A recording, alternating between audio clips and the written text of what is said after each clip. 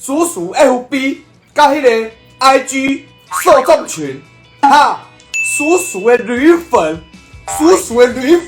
瞬间嘞，掉2%嘞。没办法，谁叫你已经心有所属，有恩来色了。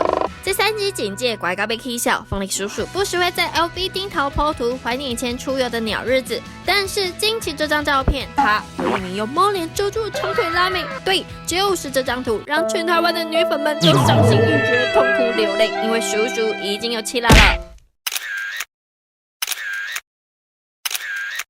叔叔的女友叫欧拉，身材超级火辣，还有傲人的大内内。平时会担任男友的模特儿，拍服饰宣传照。而她的本业是一名职业 DJ， 哦，传教工作，男性朋友们都要暴动啦！天哪！今年4月份，欧拉生日时，平时看起来草草插头的叔叔，居然准备了美少女战士的蛋糕送女友，献出他的处女送，让欧拉超感动。据悉，两人从今年初开始交往，至今已7个多月啦。女方也已见过叔叔的家长，粉丝们大赞两人金素配，要继续幸福下去哦。为什么今天会有那个，就说什么类似感觉，好像我带着你做坏事一样？其实你带着我做的是好事，我真的在这个年纪呢，很想自己去做一些我未来的规划，还有未来我有一些事情还没做完的，我想去完成。还有我有我的想法，还有我能自主的，能够做一些决定。我原来的经纪公司呢，太爱我了，他不愿意让我离开啊。那当然，我爱不爱他们？爱。我感不感谢他们？感谢。因为在过去的不少岁月里面，他们有帮到我的忙。那是在我3年都还住在北京的时候，我只要拍完戏回来，台湾有1个月、2个月，那新浪娱乐会帮我接几个通告，算是赚外快，挺好的，啊。那时候呢是一位大钱哥啊，他们的就是经济部的头的大钱哥，但是这一次回来呢，我才知道一切啊，景色依旧。这面目全非，这大钱嘛也离开了，然后呢，公司也改组了，啊，也就是说，与时俱进吧，啊，就跟以前不一样了。